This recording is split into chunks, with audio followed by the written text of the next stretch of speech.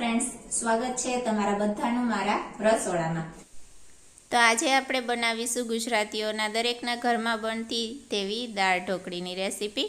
એકદમ આસાનીથી એકદમ પરફેક્ટ ટેસ્ટી એવી દાળ ઢોકળી પહેલી જ વખતમાં કઈ રીતના પરફેક્ટ બને તે હું તમારી સાથે શેર કરીશ। તો ચાલો રેસીપી આપણે સ્ટાર્ટ કરશું। તો દાળ ઢોકળી બનાવવા માટે આપણે તુવેરની દાળ લઈ લીધી છે। માપથી બતાવું તો આવી રીતના મુઠ્ઠીથી માપીએ તો 3 મુઠ્ઠી જેટલી તુવેરની દાળ લીધી છે। તમારે જેટલી ક્વોન્ટિટીમાં બનાવવી હોય એ પ્રમાણે તમારે દાળ લેવાની થશે। હવે તુવેરની દાળમાં આપણે 1 મુઠ્ઠી જેટલી મગની દાળ એડ કરીશું। તમે એકલી તુવેરની દાળની પણ દાળ ઢોકળી બનાવી શકો છો, પરંતુ મગની દાળ ઉમેરશો તો એકદમ ટ્રેડિશનલ અને ટેસ્ટી દાળ ઢોકળી બનીને તૈયાર થશે। હવે આપણે આ બંને દાળને પ્રોપર રીતના ધોઈ લેવાની છે। એકદમ સરસ રીતના 2 થી 3 પાણી વડે આપણે દાળને ધોઈ લેશું। તો એકદમ સરસ આપણે દાળ છે તે ધોઈ લીધી છે। તો હવે આપણે દાળને પાણીમાં 10 થી 15 મિનિટ માટે પલાળીને રાખી દેશું। એ પછી જ આપણે તેને બાફી લેશું। ડાયરેક્ટ નહીં બાફવાની, આ રીતના 10 થી 15 મિનિટ માટે પાણીમાં પલાળીને પછી બાફવાની છે। હવે દાળ પલળે છે ત્યાં સુધીમાં આપણે લોટ બાંધી લેશું।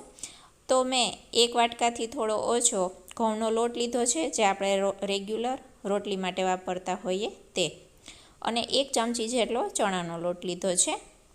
તેમાં સ્વાદ પ્રમાણે મીઠું એડ કરીશું, 1 નાની ચમચી હળદર, 1 નાની ચમચી ધાણા જીરું પાવડર અને 1 નાની ચમચી લાલ મરચું પાવડર લેશું। અને અજમો આવી રીતના થોડો હાથમાં લઈ ક્રશ કરી હાથ વડે અને તે પણ આપણે તેમાં એડ કરીશું। અજમાનો ટેસ્ટ છે તે દાળ ઢોકળીમાં ખૂબ જ સરસ આવે છે। હવે આપણે મોણ માટે તેલ એડ કરવાનું છે। તો આવી રીતના 2 ચમચી જેટલું તેલ આપણે એડ કરીશું। હવે બધું જ એડ કરી દીધા પછી હાથથી આવી રીતના બધું મિક્સ કરી દેવાનું છે। મોણ અને મસાલા પ્રોપર રીતના લોટમાં મિક્સ કરી દેવાના।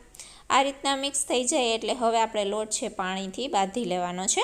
તો આ રીતના થોડું થોડું પાણી નાખતા જવાનું છે અને લોટ બાંધી લેશું। આ લોટ છે તે રોટલીના લોટથી થોડો કઠણ બાંધવાનો હોય છે, વધારે પડતો ઢીલો લોટ નહીં બાંધવાનો। ઢીલો બાંધશો તો ઢોકળી છે પ્રોપર રીતના નહીં બને, તૂટતી જશે। તો આ રીતના તમે જોઈ શકો છો, રોટલીના લોટથી થોડો એવો કઠણ આપણે લોટ છે બાંધી લીધો છે। આવો લોટ બાંધવાનો હોય છે। તો બસ લોટ બંધાઈ ગયો છે। તો હવે આપણે તેમાં થોડું તેલ લગાડી અને થોડીવાર તેને આપણે મસળી લેશું 1 મિનિટ માટે, જેથી લોટ છે એકદમ સરસ રીતના કૂણો થઈ જાય। તો આ રીતના તેલ લગાવી અને લોટને આપણે 1 મિનિટ માટે મસળી લેશું। લોટ છે તે પ્રોપર રીતના મસળાઈ ગયો છે 1 મિનિટ માટે। તો હવે આ લોટને આપણે ઢાંકી અને રેસ્ટ માટે 10 થી 15 મિનિટ માટે રાખી દેવાનો છે। તો આવી રીતના વાટકો ઢાંકી અને લોટને આપણે સાઈડમાં રાખી દેશું।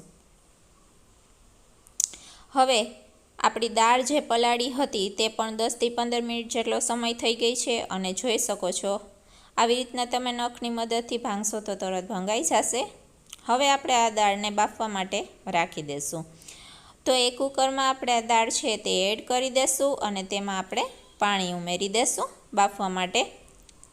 તો આવી રીતના એ જ વાટકાની મદદથી મેં 1.5 વાટકા જેટલું પાણી ઉમેરેલું હતું દાળને બાફવા માટે, અને તેમાં થોડું મીઠું ઉમેરવાનું અને આવી રીતના અડધી નાની ચમચી જેટલી હળદર લેવાની અને થોડું એવું આપણે તેલ ઉમેરવાનું। અને દાળમાં સાથે જ આપણે માંડવીના બી પણ બાફવા માટે રાખી દેશું, જેથી તે પણ સાથે બફાઈ જાય। તો આવી રીતના વાટકામાં માંડવીના બી એડ કરી વચ્ચે રાખી અને કુકરનું ઢાંકણ બંધ કરી દેશું અને 3 થી 4 સીટી લગાવી દેશું। 3 થી 4 સીટીમાં જ એકદમ સરસ રીતના દાળ છે તે બફાઈ જશે। 3 થી 4 સીટી જેટલું થઈ ગયું છે, જોઈ લેશું।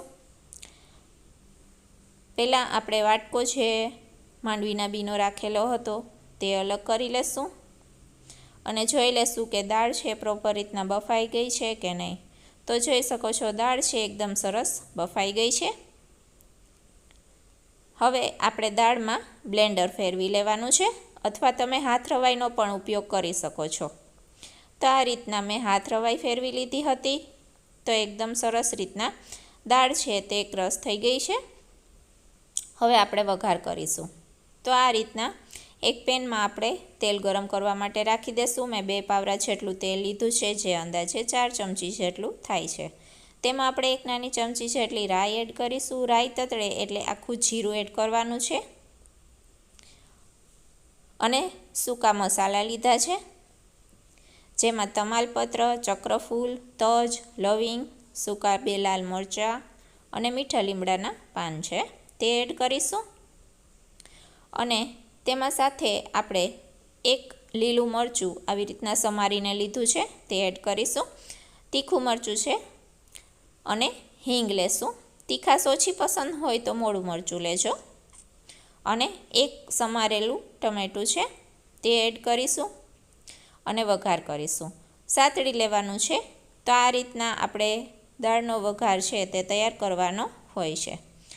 બસ હવે આપણે તેને 1 થી 2 મિનિટ માટે સાતળવાનું છે, જેથી ટમેટાં થોડા એવા સતળાઈ જાય અને વઘાર પ્રોપર રીતના ચડી જાય.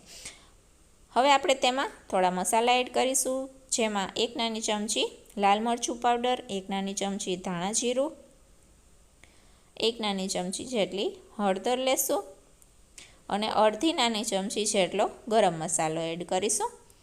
મિક્સ કરીશું અને મસાલા પણ એકદમ સરસ રીતના વઘારમાં ચડી જાય એટલા માટે તેને આપણે અડધી મિનિટ માટે સાતળી લેશું.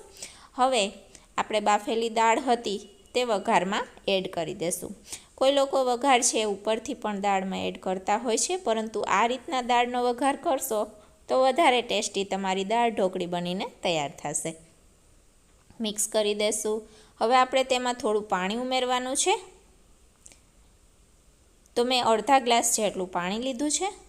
તેમાં આપણે થોડું મીઠું એડ કરીશું. મીઠું આપણે દાળમાં બાફતી વખતે એડ કર્યું હતું, તો એ પ્રમાણે લેવાનું છે.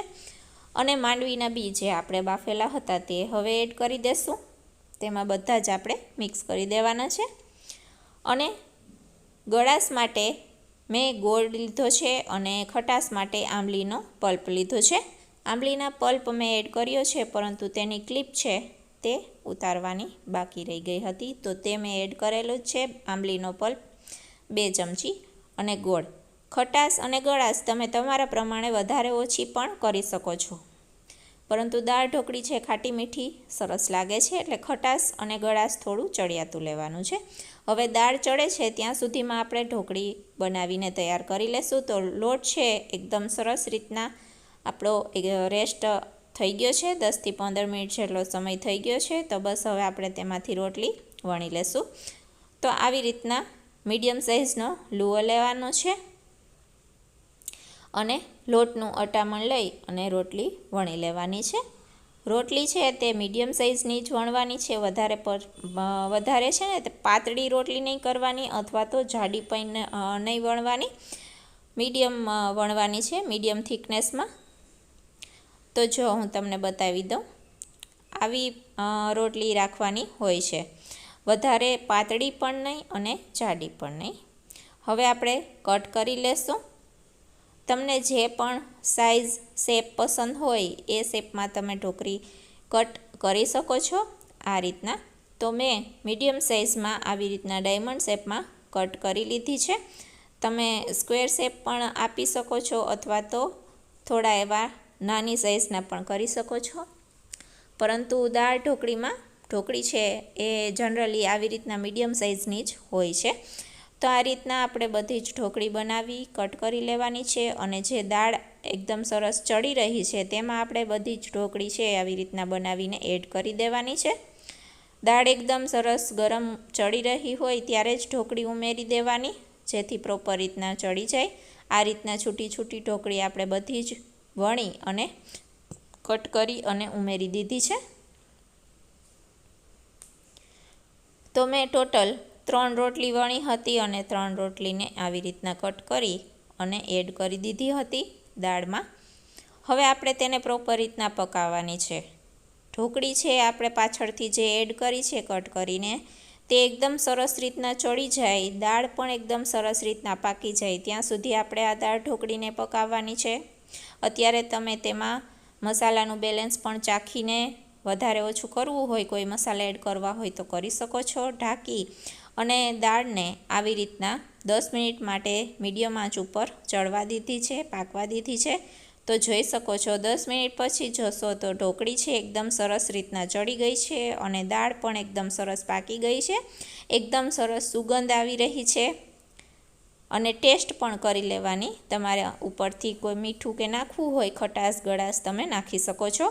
ગેસની ફ્લેમ બંધ કરી દેશું, કોથમીર ઉમેરી દેશું. આપણી દાળ ઢોકળી બનીને તૈયાર છે.